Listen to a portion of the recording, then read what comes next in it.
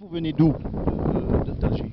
D'Alger. Eh ben, je vous souhaite vraiment la bienvenue dans notre pays et j'espère que vous allez passer vraiment du bon temps, que vous allez vous ressourcer et que si vous avez de la famille ici, vous allez pouvoir apprécier. Eh ben, franchement, je vous souhaite plein de bonnes choses. Mais il y a une chose aussi qu'il faut que je vous dise, c'est que vous savez que tôt ou tard, on doit mourir. Bien sûr. Et après, est-ce que vous vous êtes déjà posé la question? Comment Est-ce que vous savez ce qui va se passer une fois qu'on est mort? on ne sait pas.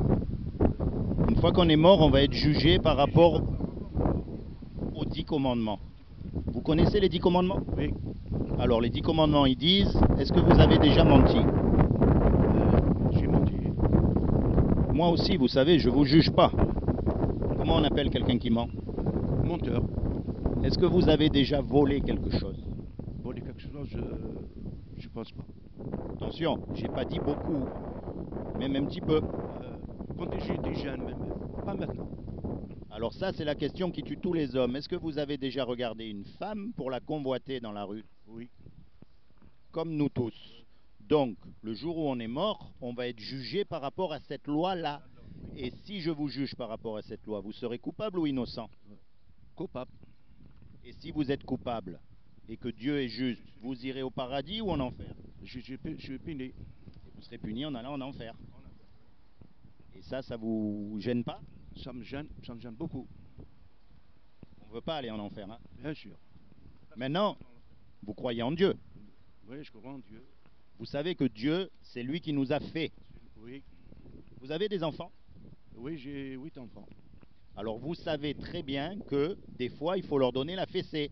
Oui. Mais vous les aimez de tout votre cœur. Bien sûr. Vous donneriez votre vie pour eux. Oui. Eh bien Dieu, c'est ce qu'il a fait pour nous. Bien sûr. Il a fait quelque chose pour que vous et moi, on puisse éviter d'aller en enfer. Est-ce que vous savez ce qu'il a fait? Je pense pas. Eh bien c'est simple. C'est l'histoire de Issa. Vous connaissez Issa? Oui, Jésus. Vous savez que le Coran, il parle de Issa. Oui, bien sûr. Qu'est-ce qu'il dit le Coran sur Issa? Il dit beaucoup de choses. Il dit le Coran que Issa c'est un prophète. C'est un prophète, oui.